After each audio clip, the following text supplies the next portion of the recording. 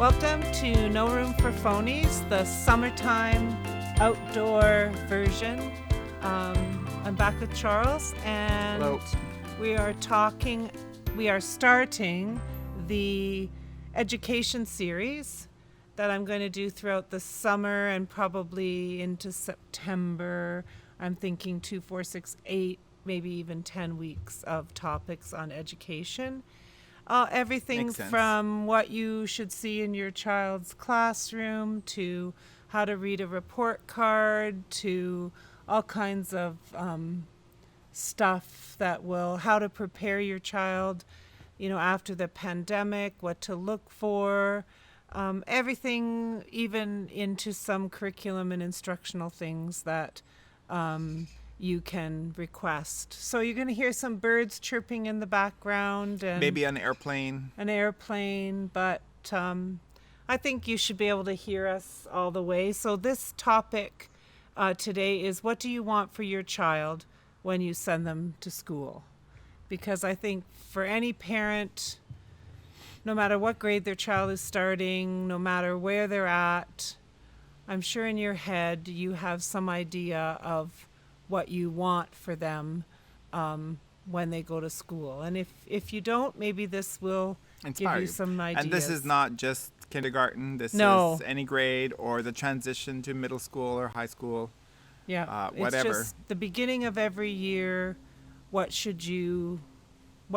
are you at as far as what you're... For us, New Year's was more like Labor Day weekend than January 1st because we all started our school years. Right?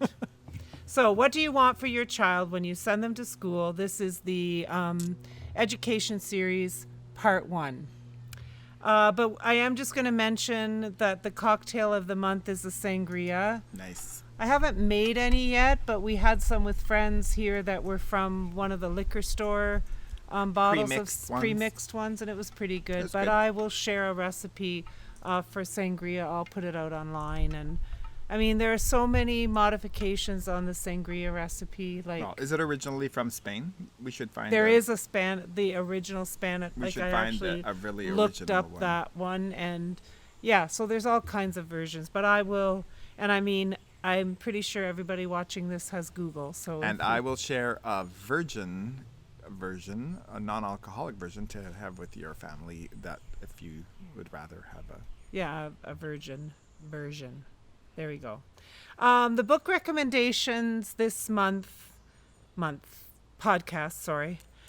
episode are The Strong Women in Literature, and I've outlined them as well on my website. Anne of Green Gables, Matilda, Madeline, Little House on the Prairie, Jane Eyre, Pride and Prejudice, Little Women, The Chronicles of Narnia, Outlander, Charlotte's Web, and Harry Potter all have very strong female leads. Or characters not all leads, in there. Yeah. They're not all leads, but so I just wanted to highlight that. And if you want to have a look at some of them, just pop onto the website, and I've put pictures and things with them as inspirational under books I've read. So that, and then the podcast recommendation, I really want to encourage everyone to listen to the Seth Godin podcast on status. And we'll put the link on the blog. On the blog, because it is, I'll put it under inspirations on the website, because I would just like to encourage every single person to listen to it just to think through what decisions we each make based on status. So you'd be surprised. And then as far as the website is concerned, I'm along with the episode link that I'm posting for Podbean, I'm also posting our link to YouTube, because we've been filming, even though this is summer, sunglasses, out on the deck, pool hair, we don't care. We're just thinking that some people really do like the YouTube, and the good thing about YouTube is if you don't want to watch the thing, you don't have to. No, you can just have it on in the background. But there's so many ways that you can latch on to our You won't see our facial expressions if you don't watch. no, and it's kind of fun, I think. And as well with the website, I am going to just soon be posting that crochet pattern that I did. And I'm always posting recipes. You'll have to model it. Yeah, I will. I'll put a picture on. And I'm always posting. And then I've been posting a few inspirational like lists and ideas and things like that as well. So pop onto the website, and that's another place where you can find all the episodes and things. So on with the show. What do you want for your child when you send them to school? So I think for me, one of the most life-changing kinds of things is the idea of values, purpose, vision, mission, and to know what your family wants for their children. I mean, I think we did this, but not formally when our kids were heading to school. Well, we had kind of done that Frank Covey book, and we had developed a family mission statement, and so we had talked about yeah, that. and I guess my question becomes, then, has your family like talked about or identified the top 3 to 5 values that you live by? So is kindness, like I read a book recently, that one that you got me. Oh, Professional Troublemaker, which sounds whatever, but it's actually a very good story. But she talks about the difference between being nice and being kind. And kindness is just, I mean, one of our family values for sure was just kindness. Like, you know, thinking of doing things for other people that are kind, but not letting them like take advantage of you, and not just being identified as nice. So, I mean, whatever they are, I mean, if you want to Google a list of values, there's like hundreds of them to choose from. But is honesty a value in your family? Like, so when you send your kids off to school, do they know like 3 to 5 things that you as a family value that you want them to also be like when they're in school? Yeah. Right? Because that's the connection. And has your family also talked about the purpose that you fulfill as a unit? Like, what is it that you... and what we contribute to the world? Yes. How you make the world a better place, and what are some of the things that you do so that your kids enter school, you know, with kind of that set in their minds. And I don't care if they're 4 or 3 or whatever, they can understand kindness, tell the truth, and do your best. Like that, those are pretty standard. But I mean, and yeah, so I mean, I think these are the things that you need to talk about as a family. And then what is your vision for your children as they grow? And that is a really important thing to get your head around, because, you know, we are both attended university, but as we watched our kids grow, we knew that our younger one, that would not be a thing for him, because he's a hands-on, different kind of different thinker, different type of learning, and would probably choose a different type of career path. But we met a lot of people. Plus, being a college teacher, I see so many university graduates coming back for postgraduate certificates and diplomas at the college level, because university isn't practical enough anymore for many employers. So, yeah. So, but I mean, it wasn't really much of a mindset adjustment for us, because we just wanted our kids to pursue something that they were passionate about. But something that they could... We taught early on the difference between a hobby and being passionate about a hobby and making money from that versus, you know, working hard at something that you fall in love with working. Well, our kids were both involved in theater at in high school, but we didn't encourage that. Well, we researched and told them actors in our current climate, well, pre-COVID, were earning and living conditions and stuff like that. We researched it so that they had the facts. And we sent them to somebody who, had tried the life of being a full-time musician or singer or whatever, and let them have a talk with them and whatever. So we never discouraged our kids. No, because if they had wanted to live that lifestyle that at would have been that fine. economic level, then that would be fine. Yeah. So anyway, you really have to have that open-minded vision for your kids, especially now, because like when I went to university, I became a teacher. I was a teacher for 30 something years. That just doesn't, you not so much. No. Your career path was a little bit more meandering, but I'm back at teaching. and yeah, but I'm just saying, like now kids take short-term contracts and they're always networking and making connections. And there's a lot to be said for a really grounded entrepreneur path, not the pyramid scheme entrepreneurs where they kind of take you for a ride, but more well-researched ones.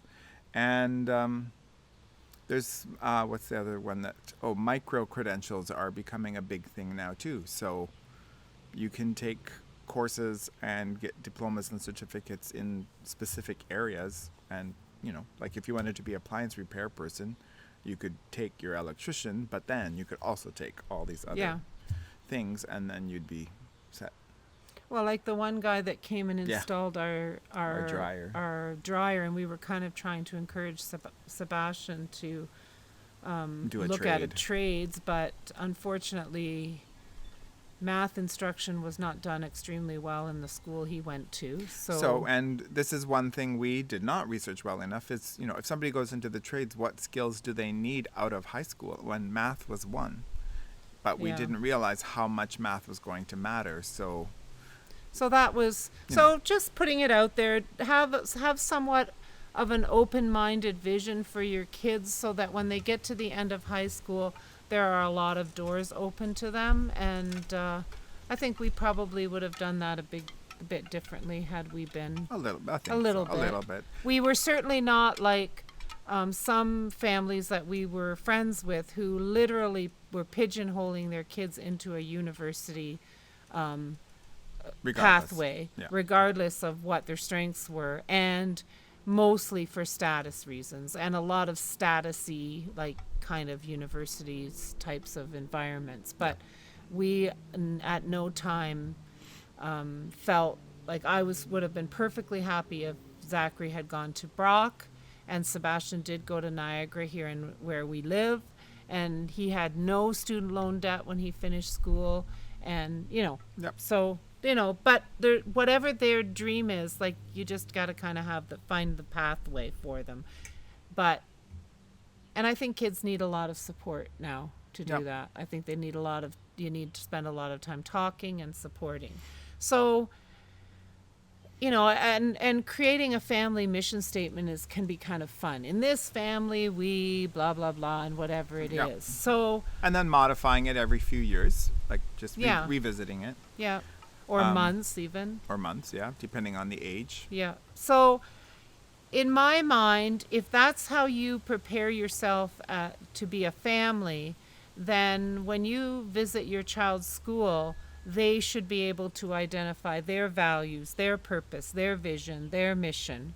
And I know that they do that corporately, like at the district or board level, But I think it's really important that when you talk to the teacher or even other kids at the school, that they have an idea of what does this school value, what is the purpose, what's the vision, what's the mission. And of course the mission should probably be displayed somewhere. Yep. So I mean that is one thing, to look for. You want the same things that you've spent time investing in at home. You actually want them to be partnered with once you get your child to school. And then that leads me into the idea of short-term, medium-term, and long-term goals, which... For school. I mean, we have them at home for little kids. You say, oh, I want you to, when you potty train your kids, when you teach them to tie their shoes or ride a bike or all that sort of thing, when you start putting chore charts on the refrigerator, like all those kinds of things are short-term, long-term, and medium-term kinds of goals for your kids. But you should be able to go to school and ask your principal or your child's teachers what they have outlined as their short-term, medium-term, and long-term goals. And questions are the only way to truly understand someone else. So if someone is feeling threatened by the questions, then That should be a red flag. that's an early indication that maybe things are a bit chaotic within that school environment or that classroom. If they can't just identify, short term, we want to build a community and and medium term and long term, these are some goals that we'll be working on throughout the year. And I mean, that should not And be, within the subject areas. and I think it's also important for you to share your family's short term and medium term and long term goals for your child throughout the school year. And please don't make it getting A's. No. Because that is like, I have had people come in, my child is capable of getting straight A's and that's my goal for them this year. Well, then they struggle with a concept or something happens or they don't quite, and then the parent is at your doorstep saying, how can my kid get an A, blah, blah, blah. Well, there's where your values and your, that's where that comes in. I'm not saying that achieving, and I had lots of children who were achieving C's and I pulled them in for a conference and said, excuse me, but you are an A+ student. What's going on? Like, I knew my kids, so. Yeah, and parents are the expert. You're the experts on your kids, so. But on the other hand, if you say that you feel your child is, strong academically, I mean, I always wanted to. Well, there's the imagining that they are, and hoping that they are, and knowing that they are. Yes. Not every child is going to be. And every grade is a bit of a discovery, right? Like, our kids struggled with math partially because of the way it was taught in their elementary school, but it's coming to terms with what are the strengths and what are the weaknesses and how can I help them. And and there is pressure right now because if you get then you get scholarships and there's all that sort of thing. And Zachary was the king of, he figured out which courses to take so he could get the best marks, so he could get the scholarship that he wanted to go to university. So there are games to be played. As I would say to my kids, you can't follow your own agenda at school. You have to follow the agenda that's put before you. So, it's a balance. If there is no agenda, that's the red flag for you as a parent. But if you go to your teacher and start talking about short-term, medium-term, and long-term goals for your child, and your only goal is them getting all A's, I just would encourage you to rethink that. Yeah. So what is the purpose of schooling? And here is my, school is practice for life. School should simulate real life. It's our, for a kid, it's their job. However, the danger is that school for a long time has been considered by the powers that be to be preparation to work in an industrialized society. And that is no longer true, especially post-COVID. So, it simulates real life, but it is their day-to-day job. Yes. But they're not necessarily going to end up in a 9-to-5 job. Well, and I also think that is where you approach school with some realistic optimism and the idea of teaching your kids to solve problems and not being that helicopter that's there trying to sort things out, but being a bit discerning about what is a problem that I really need to show up at school for. Like in our kids being in school for whatever, 14 years. We went into school maybe 3-4 times in all that time over something that other than parent teacher interviews and all that sort of stuff. No, but for like serious outlying problems. Yeah. So I've been reading a little bit about organizing school for possibility instead of efficiency, and I kind of like this idea of it's not just about efficiency, it's about teaching kids to dream and be contributing members of society and do all the things.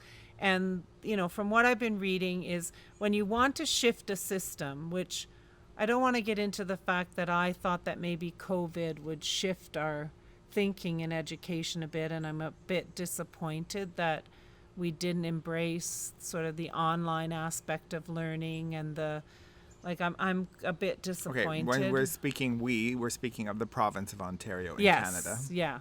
You may have a different experience, but the first step towards actually shifting a system is knowing what it is actually meant to do. So system change requires a really firm understanding of both the purpose of schooling, why we have it, as well as our aims and goals and vision.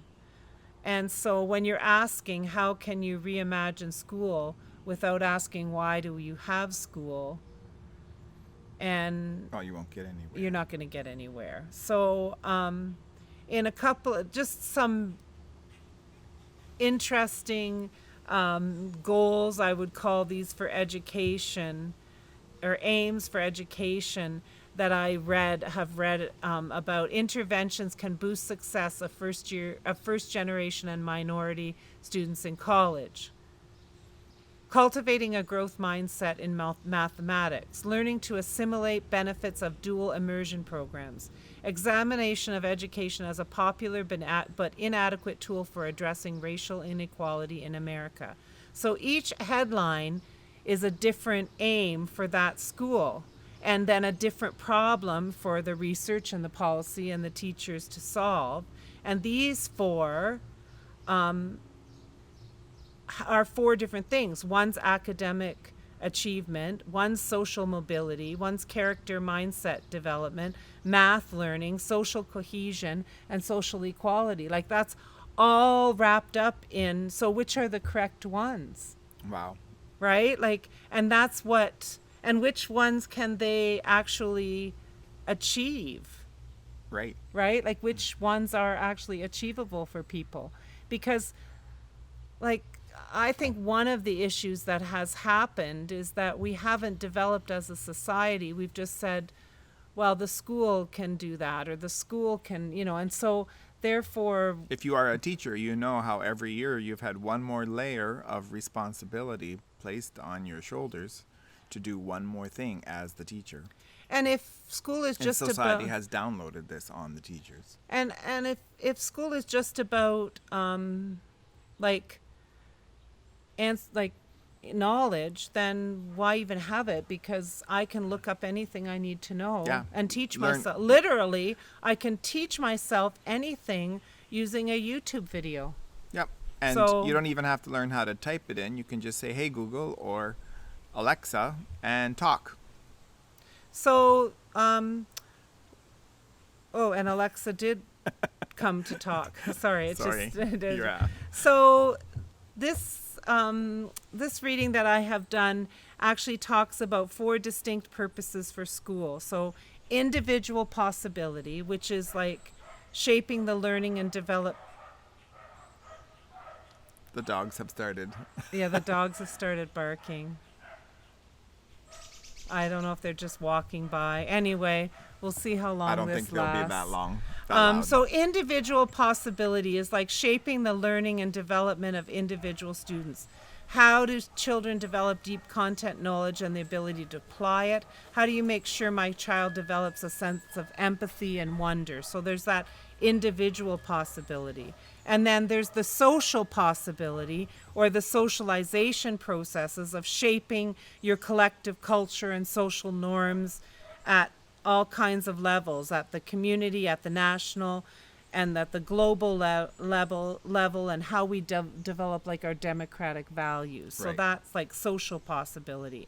But then there's efficiency, right? Which is the classic human capital perspective, sustain current social, economical, and political institutions. Yeah, that's what I was saying before. Let's keep them so that they can work in industrialized, like in And like Yeah. that idea of how do we make sure our national economy can compete with China's? right. So and then there's that individual efficiency is to serve and an individual's own ability to navigate and get a job. How do we make sure every child graduates from college or university? Can they pass the SAT? Yeah. Can they... So I mean that's kind of the interesting parts of it. But I really wanted to just get down to the part where it talks about, I want to skip a little bit, that idea from moving from efficiency to possibility, because I'd rather be involved in an education system that was full of possibilities and thinking, rather than just individual efficiency. And that is a lot how school is framed now, to get this child so they can get a job, so they can... Yes, it's still on the efficiency scale. And even when we talk about social and emotional learning or character development, the underlying question is often, how do we make sure poor children can compete with wealthy children for a limited number of jobs at the top? And that was like Race to the Top and No Child Left Behind and all those kinds of things. So then our obsession with efficiency in school has like some serious implications, because it undermines the experience of students and educators in schools. So, and it kind of jeopardizes democracy, right? Because it individualizes everything. So the shift for me is out of efficiency frames and into possibility frames when we design schools. So as a parent visiting a school or visiting a classroom for the first time because the kid is going into a new grade. So here's the question then. Instead of asking how do we make sure every child goes to college, the question becomes, how do we design environments in which students' core needs are met so they're able to learn and grow? Right. So that is a possibility environment, because you're opening doors. Who knows what these kids are going to be doing? And that was what I found frustrating. The job of kids entering kindergarten now... What they're going to be doing in 13 years? Yeah, we have no idea. Right? And how do we... we've always thought that way, and then COVID moved it up really fast. Yeah. How do we create experiences that give children opportunities to practice the capabilities, mindsets, and character they need to be agentive citizens who are able to work with others to make a better world? Like, that's a different mindset of saying, well, I want every kid to be able to... get into college. Like, if they were those two things, do you not think that they'd be able to get into college? Yeah. Yeah. So we have to have kind of, and this I sort of talked about in that other the previous episode that I talked about schooling, because I said that I think countries need a shared vision of schools that they portray to if they have, like we have provinces or states or whatever you have in a country. So if you answer questions about school using possibilities, because they're about how we do school, and it's how we experience school that shapes who we are and who we become as individuals and as a society. And that is so true, because there are children who are not academically inclined, and their experience of school sometimes leads them to sit in a basement for the rest of their life. Yeah. Because they have never been introduced to the possibilities. In fact, they've been shamed by their lack of academic. Right. When in fact, and I'm going to speak to this just from our own too. Yeah. Right? Zachary, very academic, a writer, we won't get into math, but whatever. But Sebastian, not a reader, not a writer, like in the same way. No. But a thinker, a problem solver, whatever. Yeah. But was and a leader. Yeah, was often felt put down, backed into a corner, put in a box, like as far as school. And silenced. So if you think of the 10,000 hours of practice rule from Malcolm Gladwell, right? From what we practice in school, who we practice being, and how we practice being together makes us experts in the way of being or over the course of 14,000 plus hours. Wow. So then the questions become, are we practicing being the people and communities that we want to be? Who do we want to become, and what community do we want to create together? So if you are looking at a school and you want to know something about that school, what kind of a community are they? Not just within themselves, but within their community at large and within the world and whatever, like within the country, within the Like world. I know some parents in Ontario can go and look at the scoring system for the standardized testing, and they choose their school based on how they rank in that scoring. Well, you've got to know that at times there are shortcuts that are People taken. cheat. I know for a fact that people cheat. That teachers cheat to make their schools look better. That principals cheat. Like, it doesn't really matter because of this pressure for status and these A grades that has taken what could be useful data and skewed it. And so if you know where you want to go as a family, then you want to push your school to be the kind of school that pushes children to define the kind of society that we have in mind, that matches our values. And what are our Canadian values? Like this this should not be difficult for people, you know, in government to say, okay, our Canadian values are this. This is where we see. Yeah. This is where this is our kind of our vision for education. So, I mean, a lot of the issues around, like I know parents also picking new schools, like try to get the scoop on how much bullying there is and how bullying is dealt with. Well, if you don't just focus on bullying, but focus on the deeper issues of community building, a lot and of that I'm going to say will that come a to strong light. functioning community within a school means that weaker teachers are being supported by administration or by stronger co-teachers, teachers or yeah. co-teachers. There's coaching happening. That one of the biggest things that you can see in a school where there's a sense of community is who runs the school. And in my schools, kids ran assemblies, kids ran milk programs, announcements, and that was a lot of extra work, and it would have been easier. Right, but one of the values was volunteerism was espoused by the school community. So, and there were always lots and but lots and lots volunteerism amongst kids needs adults' involvement and Yeah. engagement. Well, and there were always lots and lots of parents in my schools too, Right, with kids. But we know that some parents have gone to schools and the principals have turned them away from being involved and engaged. I mean, I think So- this just gives you a lot of But just so you know, interesting- in Ontario, you have the right to insist on a parent council and on a volunteer team. Well, it's actually part of the Ed Act that they have to meet. it's legally Yeah. built in Ontario. So, given all that, then how do you find out what is really happening in your child's school? And I think developing relationship is everything. I think talking to your child is everything. Yep. Organizing your life so you can read everything that is produced by the school and the classroom, whether that's online or whatever. And if you're getting nothing, that's an indication that there's an issue, right? Absolutely. Checking in with both your child and your child's teacher is huge. Not every day, but at least having a way.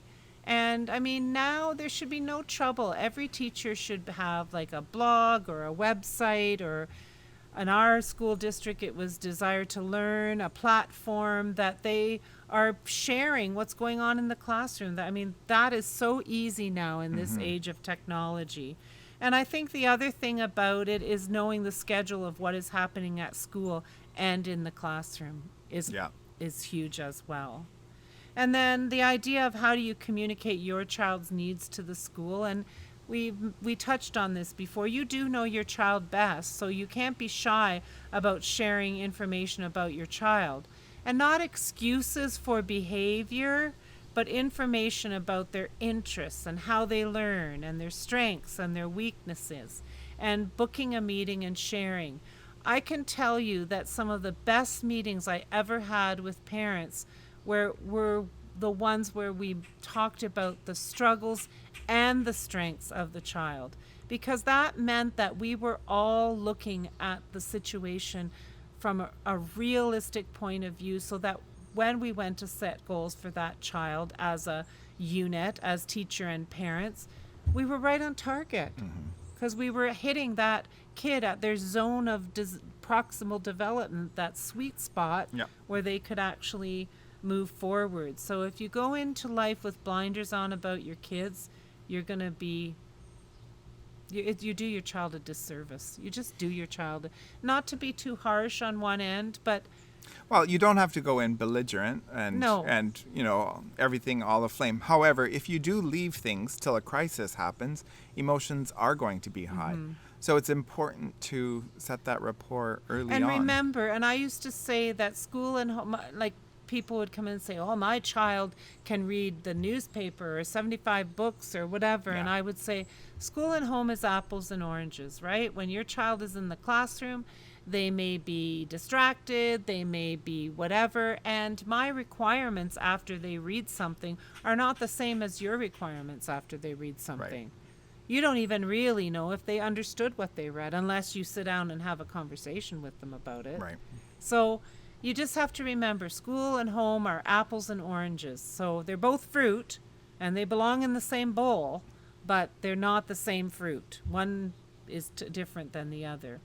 So I think that the other thing about life right now is that most families are two working parents. There's a lot of Or a grandparents, single parent, whatever. So there are a lot of times when you are just too busy to be. And I personally was, I mean, you did a lot of the school stuff simply because I was in education and it was a little bit awkward because I was a principal in the system, so it had its own whatever. But there were times when we were both working full time or very busy, but we also made choices to give up certain things ourselves during the key years. But So I mean, I'm sorry, I didn't go to the gym for 12 years because I needed to be available at the mornings before school or after school, even in high school. Yeah, and we just made sacrifices. We just made those kind of sacrifices. and figured it out. But we also had those family values set when they were before school even started. But it's never too late to start. No. But how open your child's school or classroom is to volunteers is a huge indication of the type of community that you are in. Yes.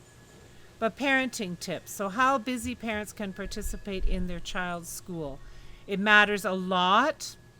It is a proven research fact that the parents who are more involved in their children's education, their children do better at school in many, many, many. It can boost your child's grades. It can encourage better behavior. It can foster a positive attitude. It also increases your confidence in the school system and your own social network, and help you feel connected to your community. I mean, we met friends and people, that our kids went to school with. And we're still connected now. And we're still connected to. So for when you're working all the time, though, it can just feel like a time-consuming chore at the bottom of a very long to-do list. And but it doesn't mean that you have to be president of the PTA. In fact, lots of schools where I was, I encouraged parents that they could volunteer whenever they had time. So, it got evenings, different over the years because, you had to have a police check, or you had to have this, or you had to have that. But that was fine. We worked through all those. We just called those barriers, and we just broke the barriers down so that parents were free to, do you have an hour?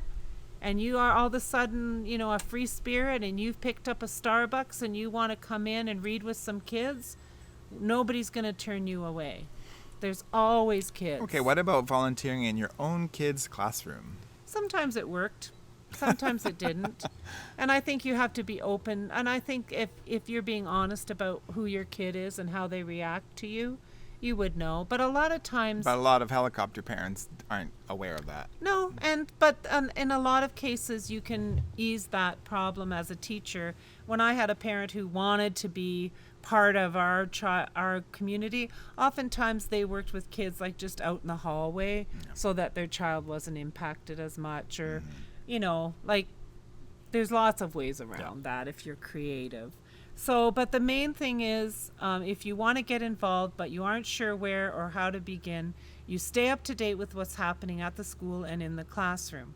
Because if you're in the loop, you can say, oh, like I had a family, they were very, very busy people. They owned a business, but they were in the loop enough to know that we were having a big fair, like a big June school fair, Right. and they donated the bouncy things. Right. And it was a write-off for them on their business, but who cares? And they got a tax receipt for it. Yeah. Because in-kind donations in Ontario, you can have a tax receipt for. So that's another thing to keep in your head. If you want to donate hot dogs for the barbecue, you can actually get a tax receipt for that. So anyway, make sure you attend those back-to-school events. All kinds of, I tried to have one a month so that parents could be in the school. We read all the school communications, the flyers, the newsletter, and sometimes we had to dig them out of the bottom of a backpack, but And if you're a single parent and you have a grandparent or a sibling or somebody else as part of the child care, make sure that they're in the loop, that their email is given to the school as well for those type of communications. Yep. And things. And when I was a principal, I sent out a weekly communication to anybody on the email list, and I didn't care who was on that email No. list. Didn't matter to me. Well, they would either be a guardian or. And if they wanted to be off it, they could be off it. But doing that keeps it gives you fodder to start conversations with your kid too about what's going on. Yeah, don't really let your kids say, I don't know, when you ask them what And they did at sometimes all school. you can do is a 1 or 2 hour shift at a concession, or you might be able to slip in on your lunch and serve some hot dogs or pizza or something, but who cares? Like, also share your talents. I had just started that as a kind of a talent. The career day things? No, like I was trying to get in on the talents that certain parents had, like designing marketing materials or writing grant application or organizing fundraisers or service opportunity or whatever, so that if you do a little pro bono work for your school, right, a career day, sometimes you can just be the main coach for a team while the teacher just kind of manages the kids. Yeah. And I think the main thing is that parenting is hard, it's I think it's harder now almost than when we had our kids in school. But you can still be through the course active. of the next 10 weeks, we'll also address the situation of online learning and stuff like that. But maybe you have a day off and you can chaperone a field trip, or maybe all you can do is in the evening you can organize a class party, or be a guest reader or something, or there's something coming up and you can make calls for the teacher or do something. And don't wait for the teachers to come up with these lists of ideas. No. Just come in and give 5 offers to the teacher, and find out if the kids do any rotation and go to other teachers for other subjects like French or but that's phys part ed. of like Talk knowing, to those teachers too, and knowing see the where you child's can schedule. chip in. And I'm telling you, if you call or email any school principal and say, I have this amount of time, I have this skill, I have this whatever, how can I help? Anybody who turns you down is crazy, because Look for another school. I would never have turned down that kind of an offer. I had parents that said, I just remember going to the one school and the parent council saying, oh, no, we organized the whole fun fair at the end of the year. And they did. I mean, but I started this kind of time talents and sort of gifts, sort of a thing at the school where some people had time to do, and some had these kind of pro bono talents, and some people could just donate things. Yeah. And any of those things are perfectly acceptable. And I think one of the main things that I guess I'm trying to get across from all of this, I think, today is that idea of asking questions. Ask questions and know what you want yourself as a family before you enter that school, and then just keep asking questions to find out where that school is at in becoming the kind of place that you need for your kid. Yeah. And you're not always going to have resistance. You're going to have people that are very welcoming and very excited. Well, and I if you think, do have resistance, you have to keep asking. and we're not, and the thing is, I just found that I had a lot of parents when I was on parent council who'd come and moan and complain to me, or there would be a big gossip circle about whatever they were complaining about, a teacher or a situation. And I said, well, let's advocate for our kids. Let's do that. Oh, no, we don't want to offend anybody. Yeah, but well, there's a way to do it that's appropriate and calm and non-adversarial.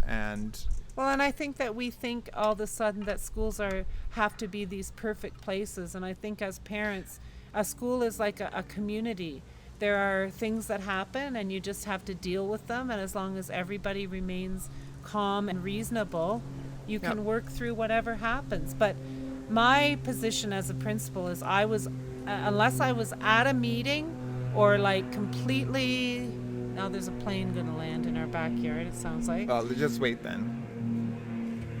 As long as there is, breath and reasonableness, you can solve any problem if people will come to the table and help figure it out. But I spent the beginning and the end of every day outside on the yard, because most of the time, even if I had bus kids, there are a lot of parents that come and pick up their kids at the end of the day. So if the principal is outside, talking to kids or standing or whatever, it was 15 minutes of my day, usually 15 to 20 minutes.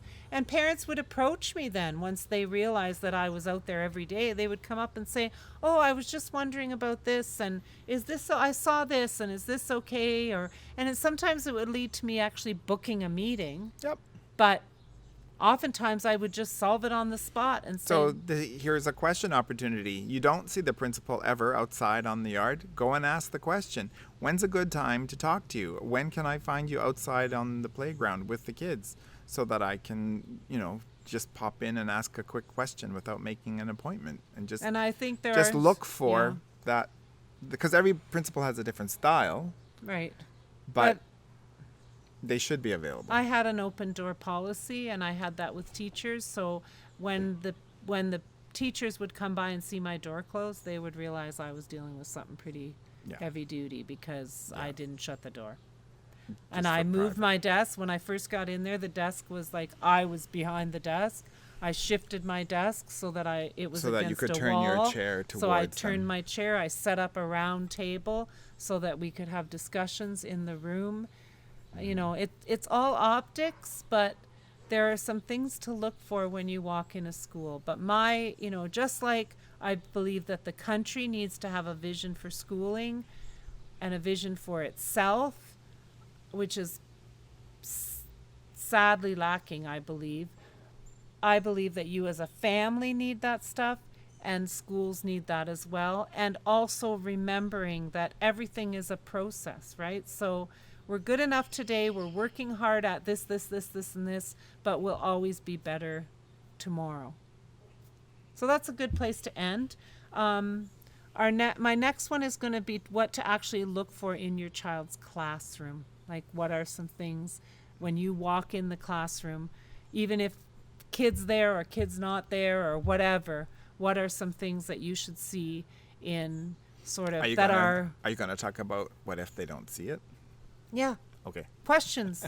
and I'm just talking about what are kind of some best practice items that you should definitely be seeing, or strategies and things that you should be Right. seeing in your child's classroom. But basically, though, if you and your family have values and a mission statement and kind of a vision for your kids' learning, that will be a good starting place before you even walk into a school.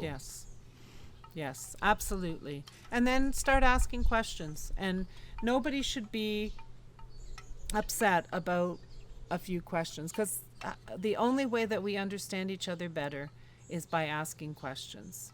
That's the only way that we're going to learn about each other. So you guys can ask us questions. yeah, you can ask me anything. And if you have a specific situation with your child or with a school situation, you can always email me, or just put a comment somewhere. I think there's comment spots on YouTube. There's definitely on the website. You can private message me in the direct message me in the No Room for Phonies Facebook. Yep. Like, there's many things that you can do. Is if your you email want. info@NoRoomForPhonies? Yeah. Okay. info@NoRoomForPhonies. No, it's not. It's just No Room for Phonies at Gmail. Oh, no room for sorry. Okay. Email is no room for phonies with the number 4 at Gmail. at gmail.com. Yeah. But anyway, so that's it. What do you want for your child when you send them to school? I think I didn't tell you exactly what you wanted, but I gave you some ways to find out and to think about as you enter into summer and you think, okay, school, at least around here, is going to probably start in person again in September. Yep. Give it some thought. And if you need to spend and you don't even have to read the book, but if you look up 7 Habits of Efficient Families. Highly effective. There's highly effective people, families. There's a whole bunch of titles. So you can probably find a pretty good list. Yeah, and I mean, all you have to do these days is Google how to create a family mission statement. Yeah. There's like gazillions of ways. So maybe that's what you need to do over the summer is, when you're having a little campfire or out on the, swim, like whatever it is that you do as a family in the summer to relax. And sometimes for families, they work all summer. Like, we forget that as teachers, we get a lot of time off, but most families do not. So, there's a lot of pressure on people. So if you spend a bit of time kind of thinking about your own family mission and where you're going with your kids, I think that will be a better start to the year. And then when you think of a question that you want to ask the school, write it down. Yep. And then you'll be ready. So what do you want for your child when you send them to school? I guess that was a good way to start. And thank you for joining us today for our little discussion. And I hope that the education series becomes helpful to people and that I actually get some questions. I'd love to have some questions. It would be nice. Free consultation is what you would get, so that's not bad. So thanks for joining us today on No Room for Phonies. What do you want for your child when you send them to school?